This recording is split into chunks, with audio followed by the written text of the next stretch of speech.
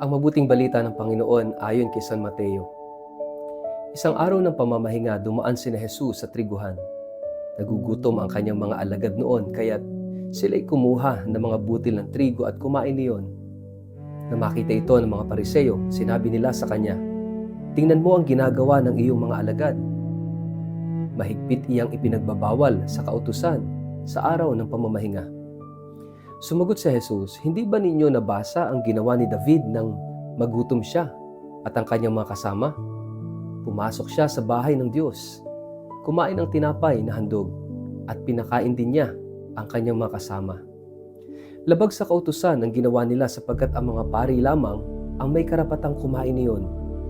Hindi ba ninyo nababasa sa kautusan na tuwing araw ng pamamahinga, ang mga pari ay may ginagawa sa templo na bawal gawin sa araw na iyon? Gayon may hindi sila nagkakasala. Sinasabi ko sa inyo, may isang naririto na higit na dakila kaysa sa templo. Kung naunawaan lamang ninyo ang kahulugan ng mga salitang ito, habag ang nais ko at hindi handog, hindi sana ninyo hinatulan ang mga walang sala. Sapagkat ang anak ng tao ay Panginoon ng araw ng pamamahinga."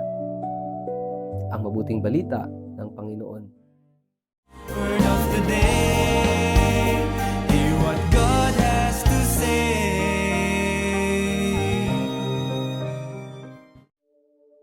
Pagpalang araw po sa inyong lahat. Kumusta po kayo? Ang ating word of the day ay awa. Napansin mo na ba na minsan, mas madali tayong sumunod sa mga patakaran kaysa magmahal ng kapwa-tao? Kapag may nagkamali, ang bilis nating magsabi na, "Bawal yan, masama yan, di mo dapat gawin yan." Kapag may lumabag sa isang tuntunin, agad natin siyang nahuhusgahan. Pero bihira nating itanong, bakit kaya nagawa niya yon? Bakit kaya niya nasabi yon? Ano kaya ang pinagdaraanan niya? Nangangailangan kaya siya ng tulong? Minsan, mas nakikita natin ang pagkakamali kaysa doon sa tao na nasasaktan. Mas nakikita natin yung mga batas kaysa sa puso. At marahil ito yung gustong sabihin at baguhin ni Jesus mula dito sa ating ebanghelyo ayon kay San Mateo. Naglalakad si Jesus kasama yung kanyang mga alagad sa araw ng Sabado. Sabbath day yun. Nagugutom yung mga alagad niya. Kaya pumita sila ng mga uhay ng trigo at kinain yung mga butil nito.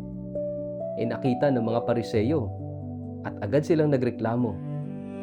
Para sa kanila, lumalabag ang mga alagad sa batas ng Sabat. Ngunit sa halip na makipagtalo lamang, pinaalalahanan sila ni Jesus ng kasaysayan. Binanggit niya si David na kumain ng tinapay na para lamang sa mga pari nang sila'y magutom. Binanggit din niya ang mga pari na nagsasagawa ng paglilingkod sa templo tuwing araw ng Sabat, ngunit hindi naman sila nagkakasala. Pagkatapos ay sinabi niya ang isang pangungusap na tagos at tumatagos hanggang sa panahon natin ngayon. Sabi niya, "Ang nais ko ay awa at hindi ang hain." At dito natin matatagpuan yung sentrong tema at salitang bumabalot sa Ebanghelyo, at yan ay ang salitang awa. Hindi po ito simpleng pagkahabag lang o simpleng pakikiramay lang. Yung awa ay ang pagmamahal na handang kumilos para sa kapakanan ng kapwa. Ito yung pusong inuuna ang tao bago yung formalidad. Ito yung pusong marunong umunawa bago pa humusga. Hindi sinasabi ni Jesus na walang halaga yung batas. Mahalaga naman yung mga batas. Kailangan natin yan para maging maayos ang ating lipunan, ang ating pamumuhay. Ngunit ang batas ay ibinigay upang paglingkuran ang tao, hindi upang durugin ang tao. Kapag ang pagsunod sa tuntunin ay nagiging dahilan upang mawalan tayo ng malasakit, nawawala ang tunay na kahulugan at ang tunay na diwa ng batas. Ganito rin ang maaaring mangyari sa ating pananampalataya. Maaari tayong magsimba linggo-linggo. Maaring gumawa tayo ng mga iba pang mga religious practices. Maaari nating kabisaduhin ang mga panalangin. Maaari tayong maging aktibo sa mga gawaing pangsimbahan. Ngunit kung wala tayong awa sa kapwa, may kulang sa ating buhay pananampalataya. Ano ang silbi ng magagandang panalangin kung marunong tayong manakit sa salita? Ano ang silbi ng mahahabang debosyon kung hindi tayo marunong magpatawad? Ano ang silbi ng pagsunod sa lahat ng ritual kung wala naman tayong malasakit sa nagugutom, nalulungkot at nangangailangan? Ito ang malaking pagkakaiba ni Jesus at ng mga Pariseo. Pareho nilang alam ang batas. Ngunit si Jesus ay tumitingin sa puso. Ang mga Pariseo ay tumitingin at naghahanap sa mga paglabag. Si Jesus ay tumitingin sa gutom at gutom. Ang mga Pariseo ay nakakakita ng pagkakamalit kasalanan. Si Jesus ay nakakakita ng pangangailangan. Hindi ba't ito rin ang hamon sa atin ngayon? Kapag may taong nalulong sa bisyo, ano ang una nating nakikita? Ang kanyang pagkakamali o ang kanyang sugatang puso? Kapag may kabataang naligaw ng landas, ano ang una nating ginagawa? Humusga o umunawa? Kapag may kapamilyang paulit-ulit nagkakasala, ano ang inuuna natin? Galit o awa?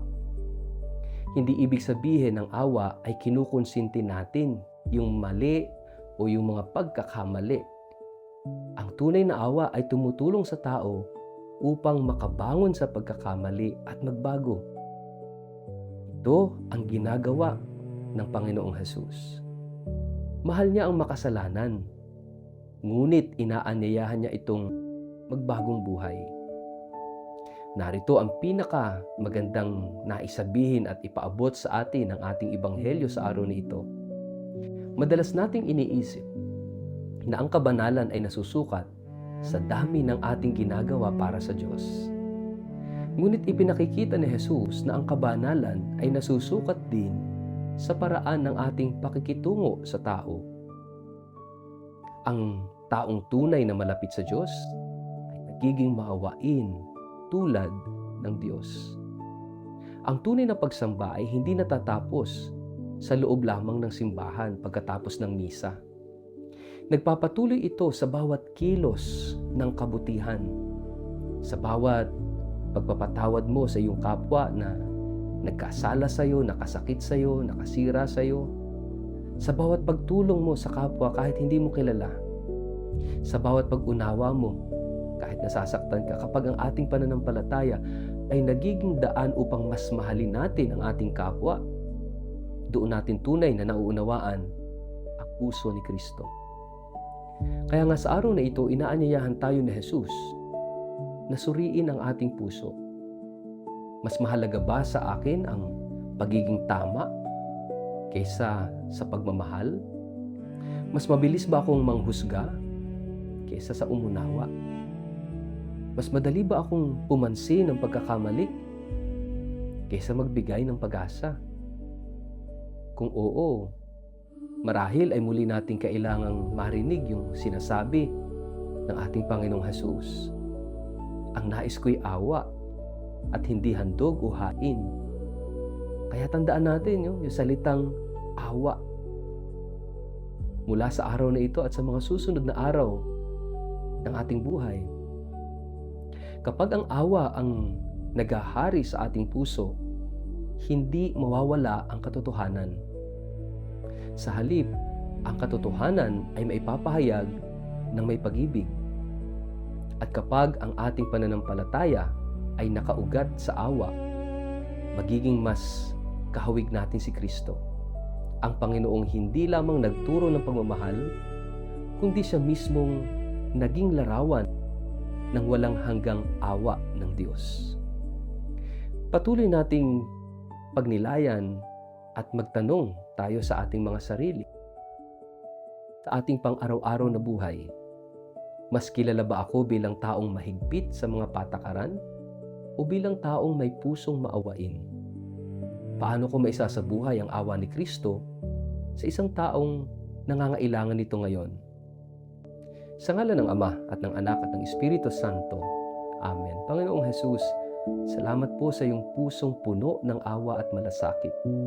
Patawarin mo ako sa mga pagkakataong mas mabilis akong humusga kaysa umunawa. Turuan mo po akong magmahal tulad mo upang sa bawat salita at kilos ko ay maranasan ng aking kapwa ang iyong habag at kabutihan. Naway ang aking pananampalataya ay hindi lamang makita sa aking mga ritual, kundi higit sa lahat sa aking awa at pag-ibig. Amen. Pagpalain po kayo at ingatan ng makapangyarihang Diyos, Ama at Anak at Espiritu Santo. Amen.